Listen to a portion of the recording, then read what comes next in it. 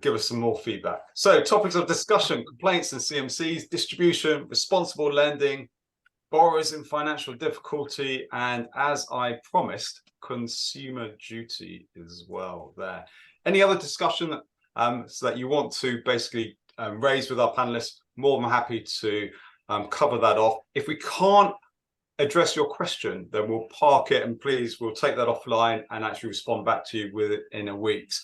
PDF version of the slides will be available at the end of close of play today. Thank you very much. But let's see if this part of the tech works. So let's understand clearly what's keeping you up at night. It would be great to actually get your understanding of what's going on in the sector. And this will become the topic of our discussion and also the prioritization of our topics of discussion. So what's keeping you up at night? A number of different options there: consumer duty reporting, volume of complaints, impact of discretionary commission, financial resources, etc.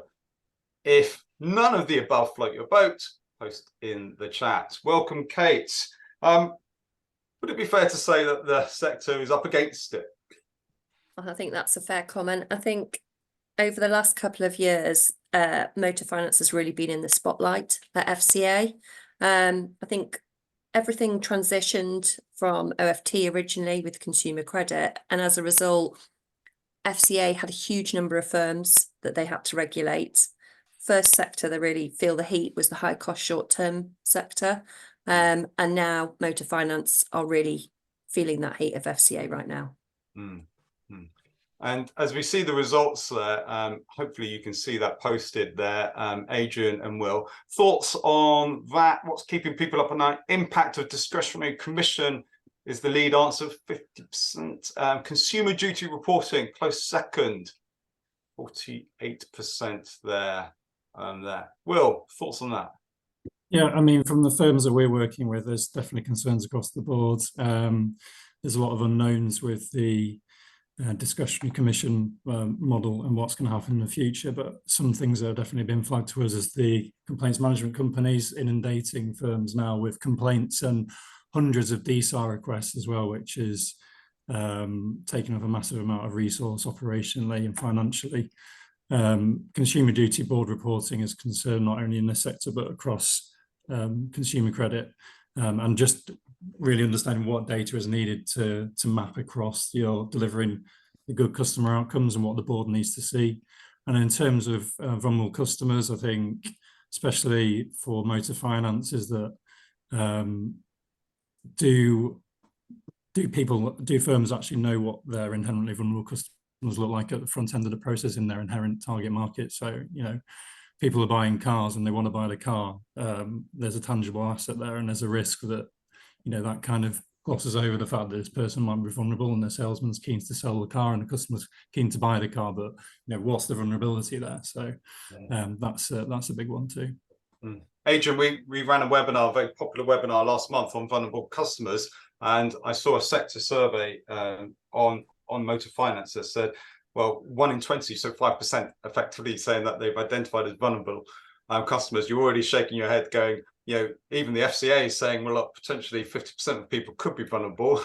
There seems to be a disparity between what the sector said based upon a survey of 500,000 customers, 500,000 individual car buyers, and what the regulator says there. Is it training? Is it competency of staff to identify that? What's the issue there? It's statistics like that that really work against the sector and just pour petrol on the fire. And it's sort of, for me, it's sort of no surprise when you see a data point like that the regulators really acting quite as substantially against the sector as they are. I mean, the sector is worth billions, 52 billion, I learned. It's a huge sector. Now, why are they getting it wrong? Candidly, I think the general public would probably agree with me. I don't have any axe to grind here. We've got lots of customers in the sector, that the sector may not be a leading light in how they govern and comply with regulation. So quite simply, you know, on the webinar that we had on vulnerability, part of the confusion was the requirement to actually identify and then decide how to act. Identify and record and then decide how to act. And quite a few firms had missed out the first phase of identify and record, and just gone to, oh well, these people required special treatment, and they were only 5% of our book. That would be a kind of way of looking at how the sector's performing. But frankly, I can't say it's the motor finance sector is probably the most perfect cross section of society. So they should have a run rate of 50%. Yeah. Let's get to our next poll question, because I want to deep a little bit into further detail on basically levels of confidence against the issues that you identified in question number 1. So what's your confidence level in addressing the issues that you flagged? So 1 being not confident, and 5 being absolutely, you're completely confident that you're all over board reporting, for example, on consumer duty and and complaints and financial resources. Great to see what level of confidence. So 1 being not confident at all, and 5 being completely confident there. Will, it's quite interesting is that in your article for Avyse, that we talked about that, you know, firms are up against it. Is there a danger that you just don't know where to act or where to respond, given the volume of intensive supervision now on the sector, and the firms are kind of like a rabbit in the headlights? Yeah, I think that's a great way to describe it, especially when you consider stuff like the BIFID review that's been happening, and the project that's basically the spotlight's on a lot of firms at the moment. And so you've got the spotlight on the front end process, you've got the spotlight on the back end process, and you've got the complaints volumes increasing now. So a lot of firms are struggling now resourcing across the board. Okay. Kate, thoughts and feelings about what we've just seen there on the screen? I hope you can see the published results there.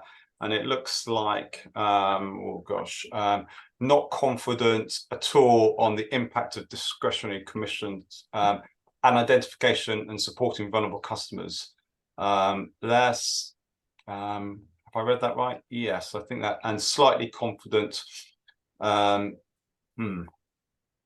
Yes, slightly confident, somewhat confident on consumer duty board reporting there. And the people who are completely confident, the lead answer is financial resources there. Are they right? I think that's probably a fair reflection of where the sector stands at the moment. I think, you know, the good news is that if you have got a consumer duty board report in preparation and you've got something to show, you're 1 step ahead of the game and you're meeting that first objective. I think the next bit will be around the quality. I think in terms of discretionary commission, we're going to come on to talk to this, but fundamentally there are so many unknowns at the moment in terms of how this is going to play out. I think that, you know, I wouldn't expect anything less in terms of that impact of discretionary commission on the market. For what it's worth, I think we're about to see, you know, significant change across motor finance in terms of how commission models are operated and a commission is disclosed, but also impacting, you know, from ongoing work at FCA, probably a significant consolidation of the market over the next couple of years. Yeah, just building on that, just an aside, I see this market in the most intensive period of change that it's probably ever experienced or going to experience. And against that backdrop, I'm stunned at the completely confident level that I'm seeing. I haven't seen that level of confidence in any poll that we've done, Philip. And we do one of these every month, if not twice.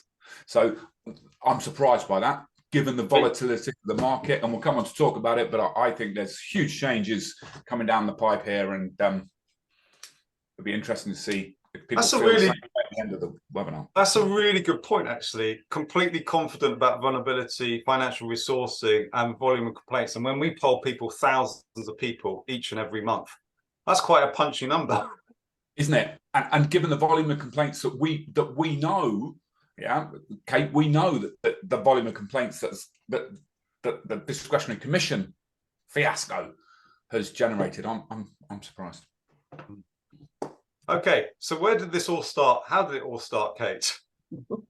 Okay, so if we start with commission, which I think is one of the kind of key issues for people, fundamentally, back in 2021, FCA ruled on banning what was called the discretionary commission model, which is whereby a relationship between a lender and a broker, there is an opportunity to flex the amount of commission and ultimately the amount of money a customer pays to enter into the finance and get the car.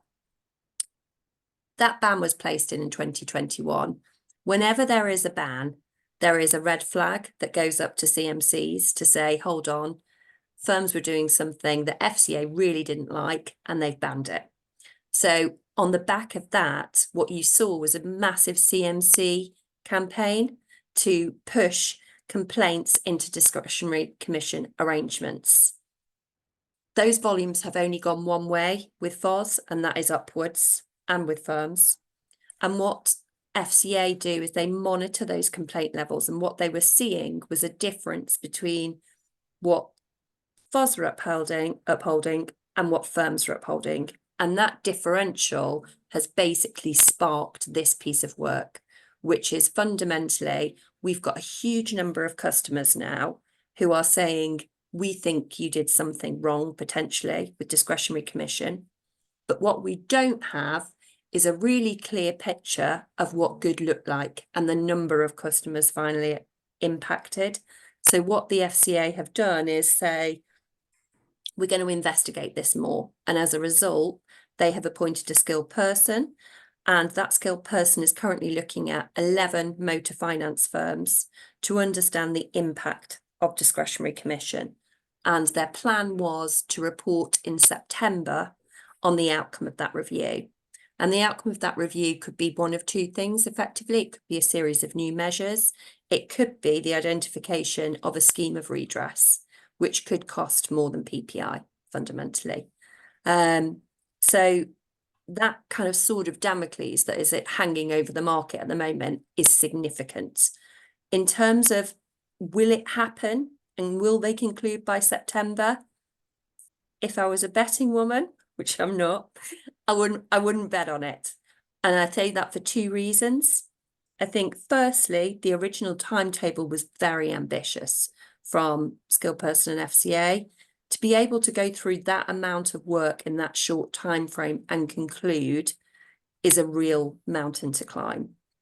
When you combine that with, you're asking firms to go back to, early records where records probably don't exist. So they're not going to have a huge amount of evidence to draw conclusions from. And thirdly, in the background is the judicial review that has been being raised by Barclays in recent weeks.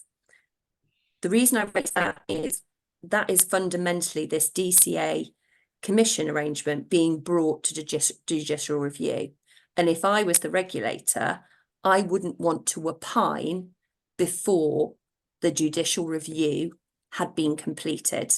And we all know that courts like to take a long summer recess. So the ability of that court to go through the data and opine before July, I think is probably unlikely. Hence why September, I think, is unlikely.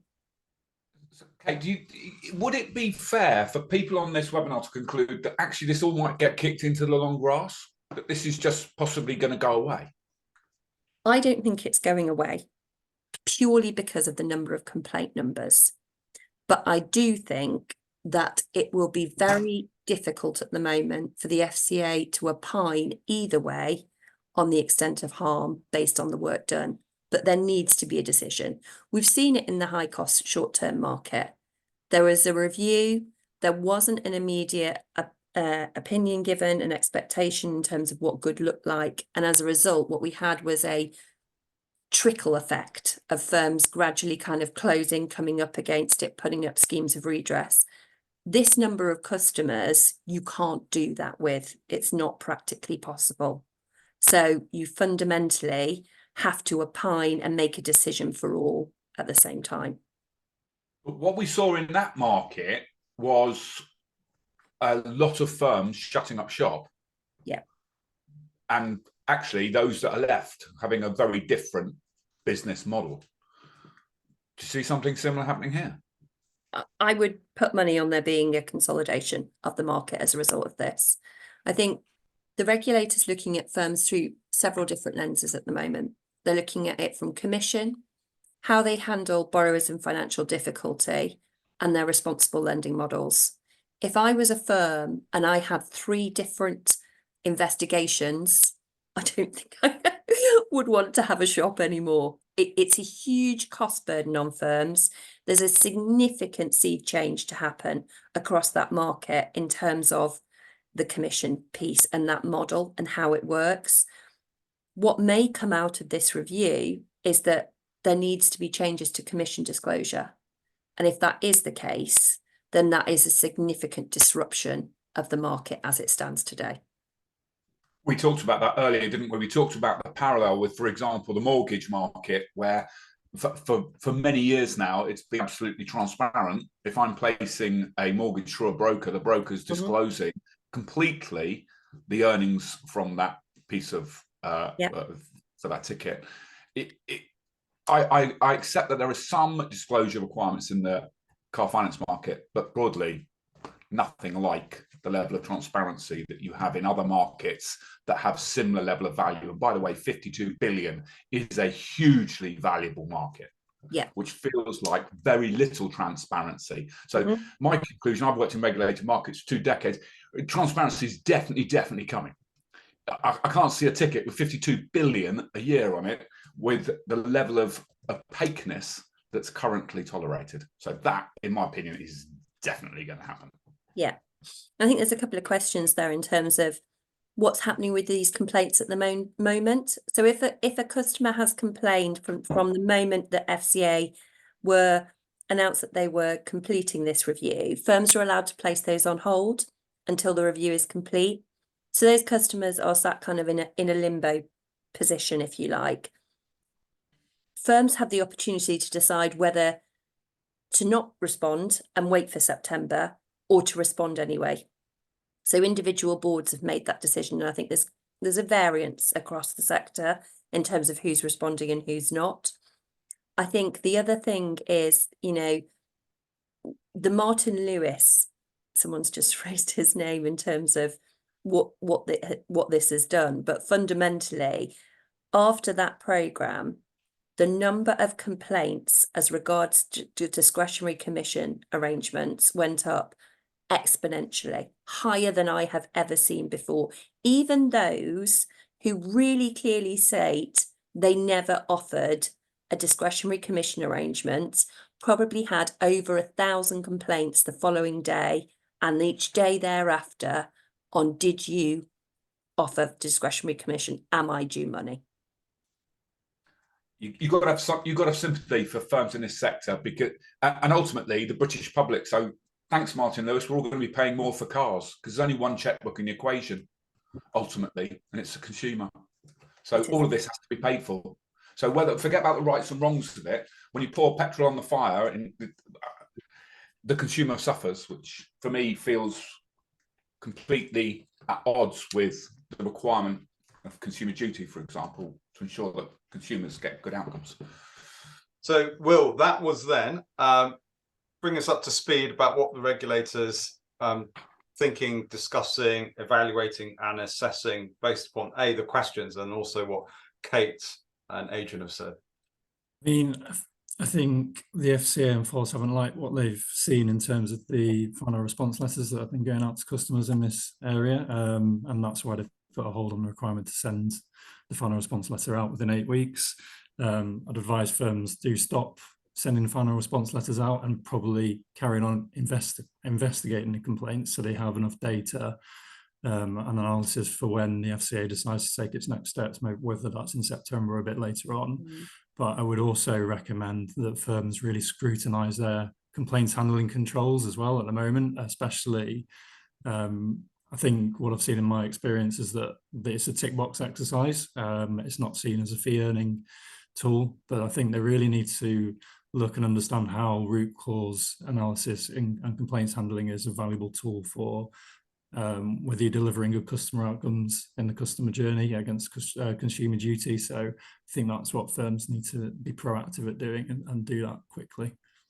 So what does that look like? I mean, we talked about, we talk a lot, Adrian, about the importance of governance and culture. And we're talking prior to the webinar of actually being proactive and there.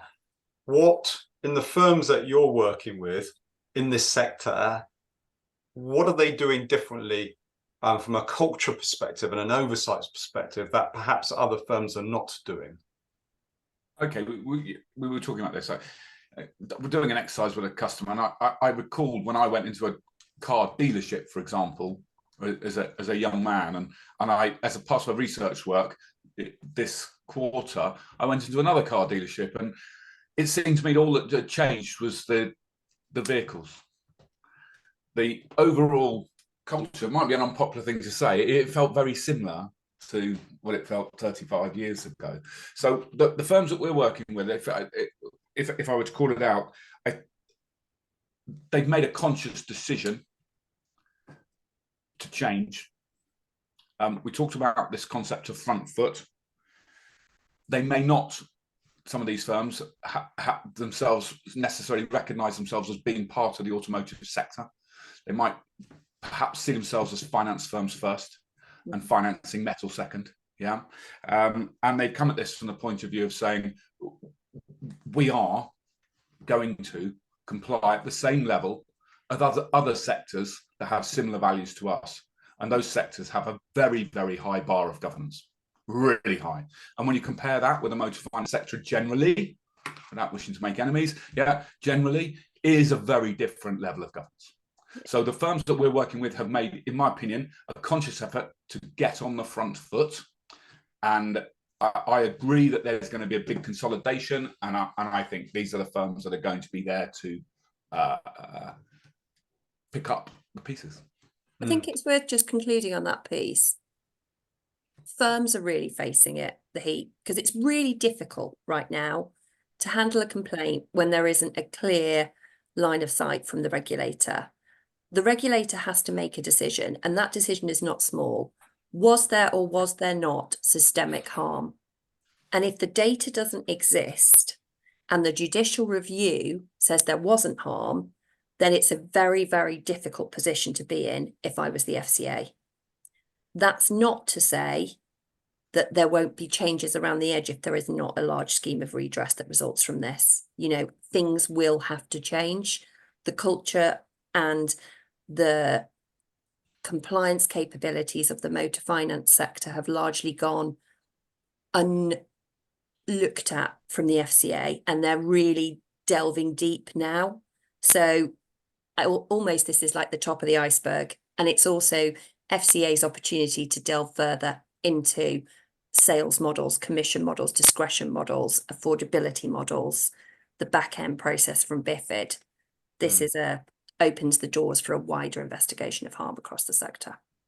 I think, Kate, that's why I asked you that question about, do you see this just being kicked into the long grass? So interpreting what you're saying there, potentially, even if the FCA don't have the evidence to support this, it is a catalyst for widespread change.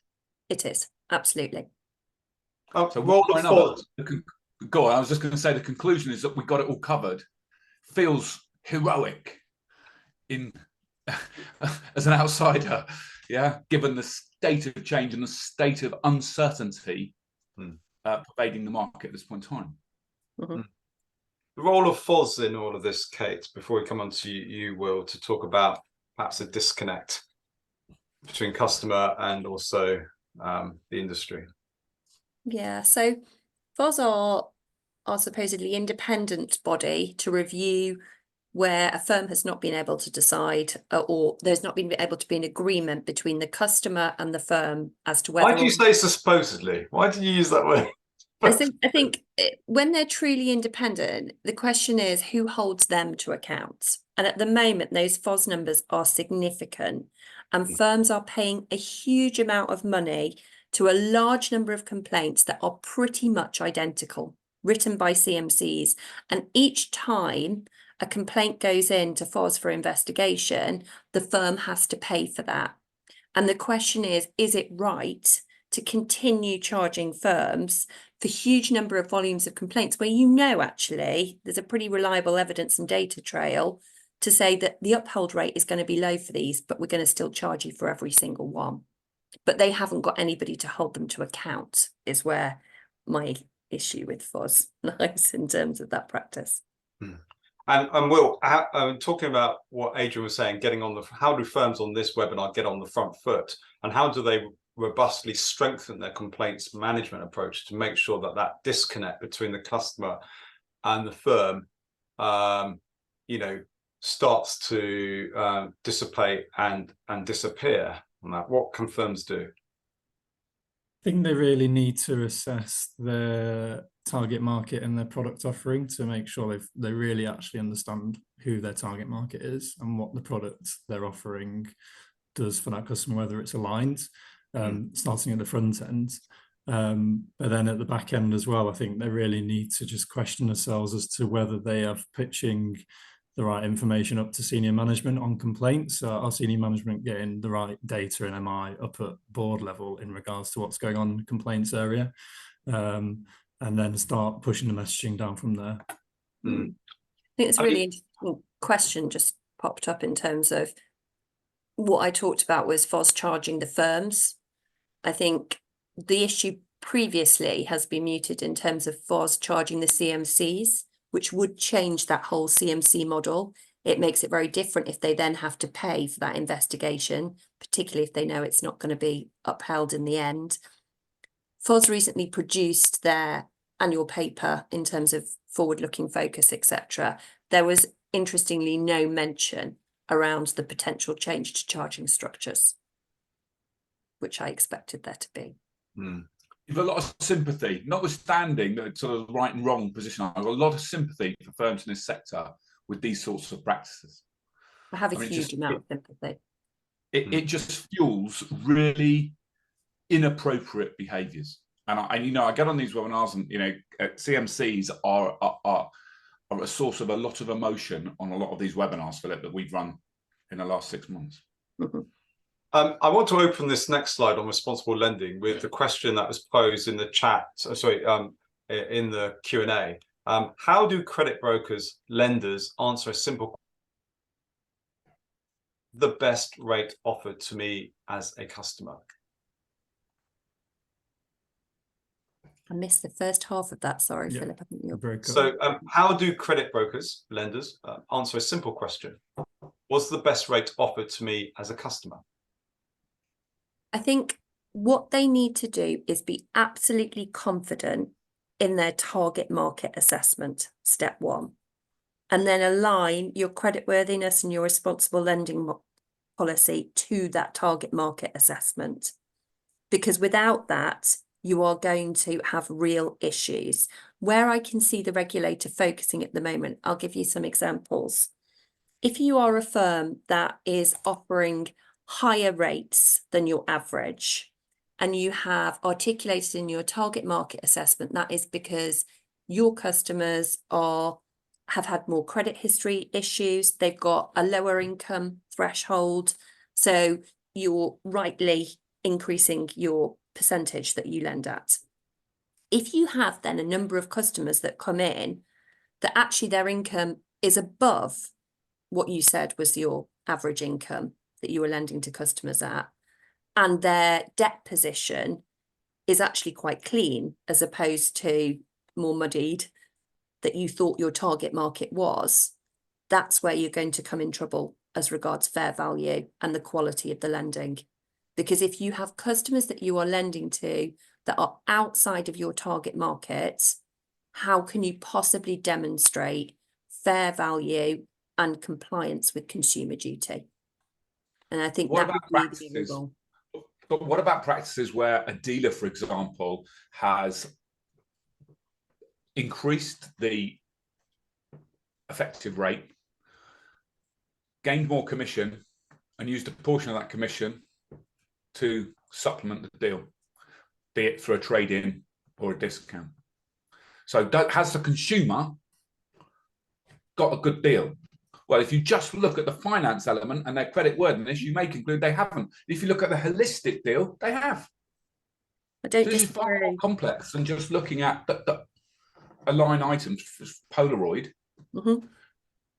And this is why FCA have got such a task on their hands with commission, because there will not always be records of the negotiation that went on with the ultimate customer, i.e., I'll throw in a spray paint in the vehicle, I'll give you the mats, I'll give you this, this, and this, and I'll give you this deal because of that. And it's that negotiation and all those different component parts that should be added together to establish whether there was fair value with discretionary commission arrangements. And what isn't available in the majority of cases is what all those parts were for each customer, which makes it very difficult to opine on the level of harm. And I think this is another reason why your point about the timeline for this is to use my word of the day, heroic on FCA's behalf. It's just not going to occur in that time frame. It's just not possible. Just take one transaction. You know, that's a forensic Sherlocking in itself, let alone how many thousands the firm might have done in that week or month. And I think, you know, what we can look at the moment with responsible lending is what I would advise firms to look at is yesterday, FCA published their response to the product sales data consultation, which is fundamentally the change in direction from the regulator to how much information they want motor finance firms and consumer credit firms in general to provide to them on a regular basis on the type of transaction that they have completed, and then the performance of that transaction as they move forward. And that data is more granular than ever.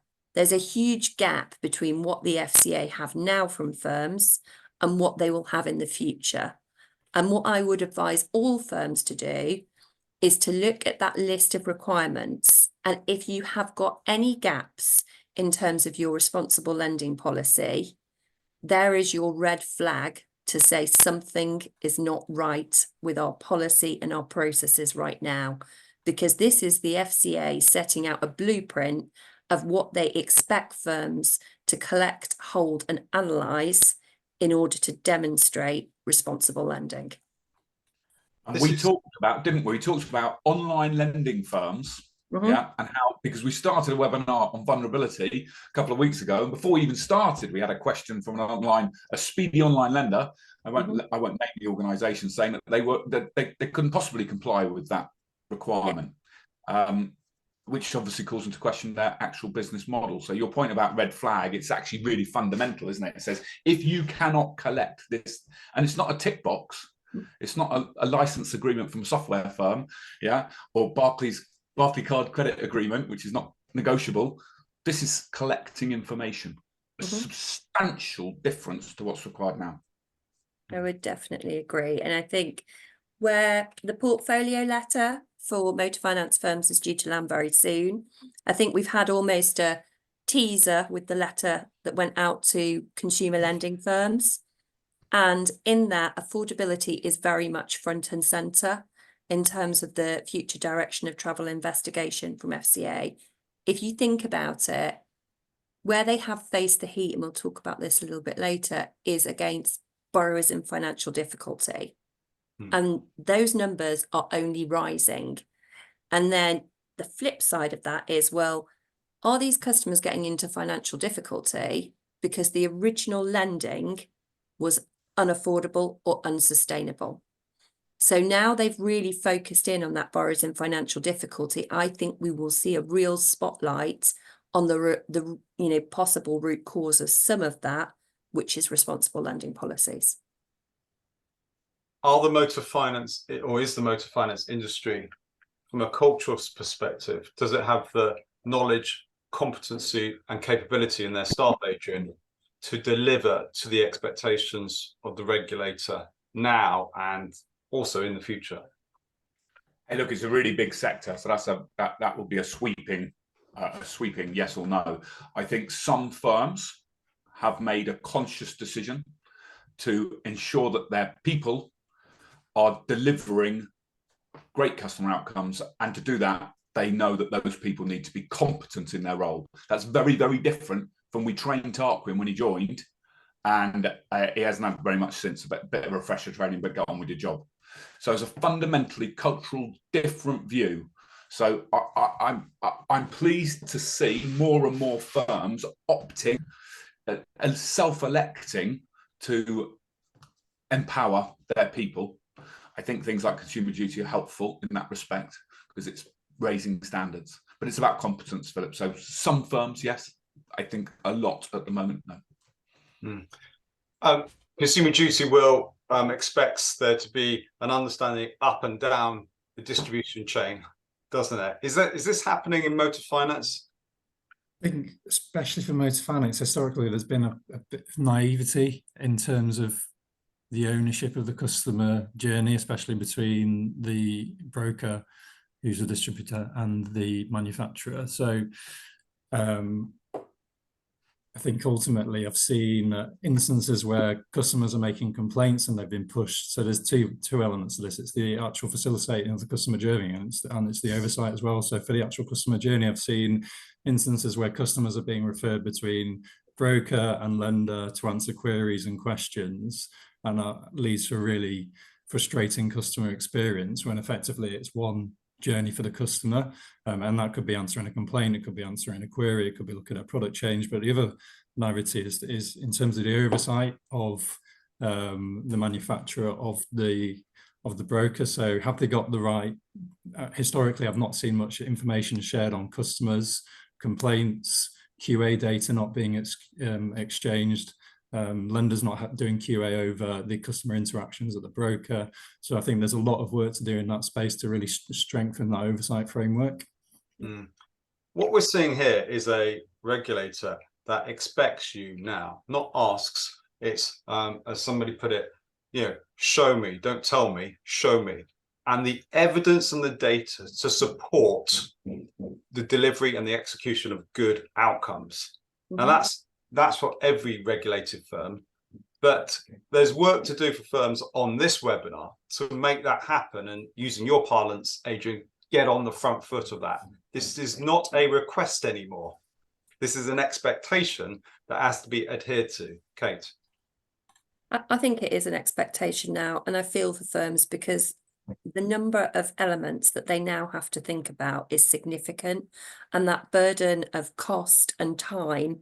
The regulator expecting significant sea change from these firms in a very short time. And there are those that are working really hard to get there. There are obviously always some a little bit behind the curve, but I think there needs to be an element of you need to be able to demonstrate that you are trying to get to where you need to be, because historically the gap has been too wide.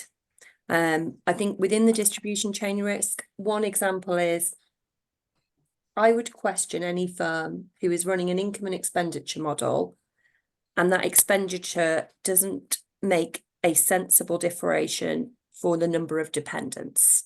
So the number of dependents that you have will impact your expenditure total. And I know for a fact that there are a number of motor finance brokers out there who do not collect that information. And therefore, how can you as a motor finance lender be confident that your expenditure figure is correct and that you are lending both responsibly and sustainably? That's where this distribution chain risk is significantly different. And you need the people to be trained to discern and evaluate. And under consumer duty, you need to register and recognize that the customer understands what they're signing up to, but also supporting them post-sales, Adrian. This is a continuous journey, and therefore it requires a shift in culture to be more customer-centric. Is that a bridge too far for many firms to either understand or to execute? I think it's a choice. Where we've got to with a lot of firms is it is a choice, and more firms are making that positive choice. The acid test is when a single member of your staff has an interaction with a single customer, and the outcome of that interaction is derived primarily from the competence of that employee. Mhm. And most firms in the sector don't even measure competence. They might take training as a proxy for competence, tick a box, get on with a day job. It's been the way in financial services for many years. Increasingly, firms are turning against that. The regulator even called it out, tick box compliance in their words. Yeah, so the regulator's on it. That's what I talk about, front foot organisations. We've got a whole bunch of brands in this sector who have taken proactive steps to say, we recognise that this is a function of competence, not a function of ticking a box. So yeah, it's just a fundamental choice, Philip. Culturally, do I want to step over that line? I think there might be some firms out there in the market thinking, do I even want to be in this market? And it's just all too hard. Maybe now's the time to shut up shop. And for those people who do stay in the market, Kate, they've got to make sure that they raise the game in a number of different ways. Yeah, and I think that's right. And I think borrowers in financial difficulty is probably one of the areas that we've seen a huge amount of action across motor finance sector. I know there are a number of firms that have been subject to review, whether that's under a 166 or having to report to the regulator on a regular basis. My view is that the quality of collections practices across the motor finance sector were not where they wanted to be when FCA looked at it. I think there has been a significant change and uplift, but I think it's really hard for firms to get that balance right, because you have to be two things. You have to collect your money in order to make sure you have a viable business, but you also have to act in the best interests of the customer. And that is a tightrope that is very hard to walk, especially when firms have come under huge pressure from the FCA to always think the customer is right. But in reality, we know that there are a number of customers out there who are perhaps not being as honest as we would want them to be. And fundamentally, the other thing that is different with motor finance is that you have a depreciating asset. So it's not like any other type of market in the terms that the longer you give forbearance, the better the outcome will be for the customer. I think what we have here is a market that is actually, careful, timely forbearance, which may be an exit of the vehicle itself, is the best outcome for the customer. And firms trying to push that and make sure that they can measure against that is not an easy task. That's a good shout. Competence, at the end of the day, it comes down to competence. So you want the most competent people having that conversation. It is a tightrope, it's fraught with difficulty. And I think sometimes what we're asking of people who have had really quite scant training and very little support afterwards to ensure that that training's translated into competence is a huge ask. They're almost bound to get it wrong. To your point, that the regulator says they're getting collections wrong. Well, how do firms de-risk this regulatory risk issue, or I should say brackets issues? Just going back to Adrian's point, it's really hard for the agents on the phone dealing with customers, because I think in one breath they're being told to collect payments from the customers who are in arrears, and in another breath they're being told to not take a payment and to do an affordability assessment. And these people often haven't had the life experience to understand all of that information and to get the balance. So I think really the messaging just needs to come from the top, and the understanding about the investment in the training and the resources. But I mean, some of the key risks that I see in forbearance practices, I'm going back to bad language there saying collections, but I think some of the key risks we see is identifying early arrears in customers. So you often see customers come and indicate that they've got financial difficulties, but not actually missing a payment. So they're constantly asking for their payment date to be changed, or they're constantly missing a payment by a day or within 2 days. So they're never actually in arrears. And so the agents don't realise that this customer is actually in financial difficulties. And often the customer will be like, well, I'm not in financial difficulties, because I don't want to admit it to the person on the telephone. So having that awareness and building a process in to deal with that, because operationally that's costing the business to move payment dates and to send letters out. So what can you do at that stage to improve? Is there a product switch you can do? those kind of things would really help a customer and the business, but it's going to take a lot of time and investment. Good shout there. There's a watchword here based upon what we've said is, talk about front foot culture, and front foot thinking there is not to rest on your laurels. Not that anybody who's just lasted 50 minutes on this webinar will rest on their laurels after this, but there is a question of not just standing still and actually putting your hands over your ears and your eyes and over your head on this, Kate. I think that's true. I think, fundamentally, firms are trying to change, but what you need to make sure is you've got that audit record control of where you're at now and where you are going to. And I think it's okay to accept that there will be risks. You won't be getting everything right. There is some really challenging issues for firms to address that will not be fixed overnight. What's really important for firms to be doing right now is being able to demonstrate to the regulator clearly that they have a plan to address it and that there will be a point of resolution at some point. So I think if I was a firm in the motor finance sector, I would be really clear on where I stand right now in terms of compliance against those areas and what I am going to do to make sure I meet those expected standards and have a clear roadmap of how I do that, which kind of probably leads us a little bit into consumer duty reporting, which fundamentally, if your consumer duty report does not say where you are and where you're going to be, then you're in trouble. For some, as Kate has just said, Adrian, that's going to be a hard reset for firms in this sector. Yeah, we've talked about this. Look, I'm a fan of regulation, but I'm not a fan where regulation causes businesses to act inappropriately, or where regulators interfere with commerce. So I think that we, from an evidencing point of view, and a board report perspective, we just need to recognize that it's a journey.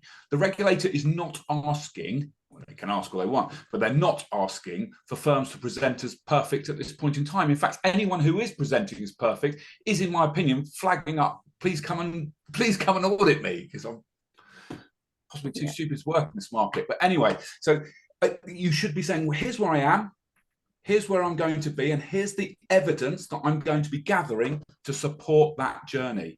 And I think a lot of firms have looked at this from I need to be perfect, because they've had a historical tick box approach to everything's right. So that's a big cultural shift, the reset, as you call it. But once you've gone through that reset and said, look, we're not perfect, here's where we are, here's where we've got to be. We don't have this data stream, here's how we're going to get it. We don't have this data stream, we think we're going to get it this way. We don't know this, but we're auditing that. And that's a sign of a board, a management team who's in control of the business and managing the risks and is being proactive. I think if you're doing that, you've got no problems. How many people are doing that? I think Kate's probably closer to the market to tell me what percentage of firms might be in that place. But I think some of it's education and firms understanding that's what the ask is. And then there is that step. Are you going to take the step? Are you going to change the culture of the organisation? Are you going to genuinely get on the front foot? Yeah. And I think there's a really good point that's just been raised in some of the questions is, there isn't a blueprint written by the regulator as to what good looks like, which can be frustrating for firms. But why isn't that blueprint written? It's because each business model is very different. You've got different customer base, you're a different size, you're a different scale. And there's not an easy set of rules that can be applied to all. As a result, what your job is in the motor finance sector is to take those rules and apply them proportionately to the business that you have in place. And if you can do that and evidence the reasons why you have made some of the decisions you have made, you are in a lot better place than most. And I think that's where it comes to, the rules are, Conk in particular, I find the worst rule book ever because it's so grey, it's so elusive, it's written for, a firm that's writing billions and a firm that's writing a few £100 a month. And your job is to take those rules and apply them to your business. And that's where the hard part of compliance really lands. In terms of what the Consumer Duty Board report should look like, this is your opportunity to explain why the scope of consumer duty to your particular business model. So proportion has to be like an absolute key theme of your Consumer Duty Board report. What we have pulled together, and I think Phil's helpfully shared a link in the chat, is we've got a template of all the key matters that we would expect to see in a Consumer Duty Board report, which is probably a good starting point for those that were perhaps losing a little bit of sleep and keeping you up at night. It's a nice place to look. And we'll pick up and talk to us about, perhaps distribution and customer support, key elements, obviously the expectations of the regulator on consumer duty, but that's got to be evidenced and provided and demonstrated within that report that Kate talks about. I think for the distribution chain, it's just, I've mentioned this point before, it's the sharing of the information between the entities and getting that visibility across the customer journey. So, queries that are coming into distributors, get that information over to the manufacturer, and likewise, if there's queries about the products that are coming into the lender, that should be feeding back into the information that goes to the broker as to the kind of questions they're likely to get from the customer. So it's really joining the dots and then getting that information to a really high level and present it to the board, and then they can start understanding whether they're delivering against the outcomes. And I think there was a little bit of this in the chat in terms of what FLA have said in terms of who's a distributor, who's a manufacturer. If I were you writing your Consumer Duty Board report in motor finance right now, I would start with a really clear piece on scope. Are you a distributor? Are you a manufacturer? Are you a co-manufacturer? And why? Because that sets the scene then for the rest of the application. So that should always be your first starting point on your Consumer Duty annual report. The regulator expects senior managers to challenge some of the data and the metrics and the MI, Adrian, on the Consumer Duty report. Do firms have sufficient MI on their people to actually make a judgment call, or whether their people are demonstrating or evidencing the delivery of good outcomes? Our customers do, but I think that the vast majority of firms don't, because they don't measure it. They measure tick box, and I think this is going to come out. It's an awkward time. There's a massive change. It's not just motor finance. It's across the financial services sector, to be frank. But it's just another challenge for motor finance at this point in time. So, on the whole, they don't have that visibility. No. Out of the 8 we've listed here into like board reporting, what does good look like, Will? What's your favourite one, or what's your one that might actually trip firms up in this sector? I think it's in terms of good board reporting, when you look at board minutes and you sit in on boards, it's often the case that you don't hear conversations from the customer's perspective around their actual experience. So the MI really needs to try and help build that picture for the board. And it's not just the MI, it's also like coaching the actual board members to understand how that customer interaction and customer journey is. So the information in the board report should really help the board think about what the actual customer experience is, and they can start speaking from that perspective. And finally, looking forward, you've all painted a very cheerful picture. So I'm really glad that firms didn't need their coffee to wake them up on this webinar. They were woken up by an awash of regulatory expectations, as well as intentions of what they could do and need to do there. I'm looking forward. Kate, you go first. You've already talked about it, consolidation in the marketplace, but regulatory scrutiny, it's not going away. And as Adrian says, it's front foot thinking, and there are proactive ways that every firm on this webinar can take to mitigate that regulatory risk and not be frightened of it, embrace it, accept it, and move forward with it. Yeah, I think that's true. And I think, we've talked about a lot of issues that the sector faces. I think the sector has done a lot of work in recent kind of months to really address some of the key issues, but I do think that there is still a long way to go. And, you know, the amount of work required moving forward should not be underestimated. It isn't once and done. We haven't sorted out BIFID, there were all we're all right. This pace of regulation and the focus is not going anywhere. And firms need to be prepared for that. And when firms do get it right, they get awards, Adrian. Yeah, they do. Yeah, we're very proud of the work that we've done with Financial Services UK, to be precise. But yeah, they do. It's lovely. But I go back to Kate's point. I see a sector generally that has been slow to change in relation to the value at stake of the finance market. They've been slow to change, and now that they're being held to account, and it's awkward, it's painful, it's brutal in some cases, was the word Kate used when we were planning this webinar, and it is what it is. And I think some firms are taking proactive action and are changing. Are they changing as fast as the regulator wants? I don't know. I sense that compared with other markets, it's further behind the curve, particularly from a consumer duty perspective.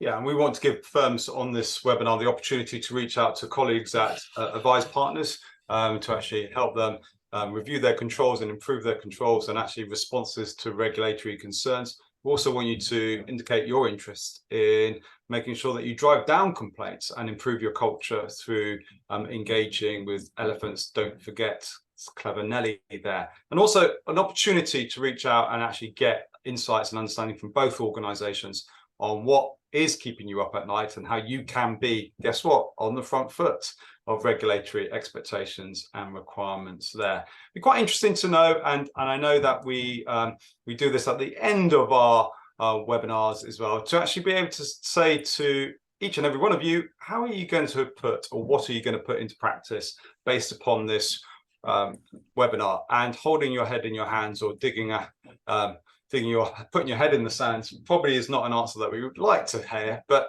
what are you going to do differently? What are you going to change? What is going to perhaps do a reset in your mind and in your firm's mind to actually shift the dial there? It's also an invitation, whilst you cogitate on that answer, to actually raise any questions or to get any questions answered by our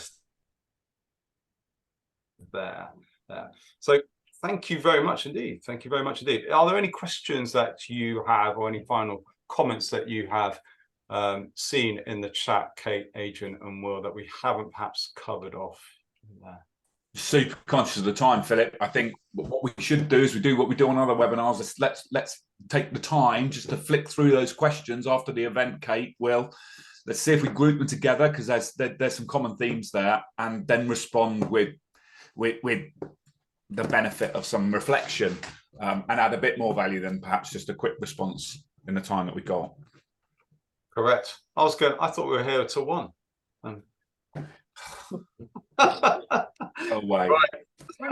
Thanks all. Thanks very much indeed, everyone. Thank you. Have a great day. Thanks a lot. Cheers. Bye-bye. Bye.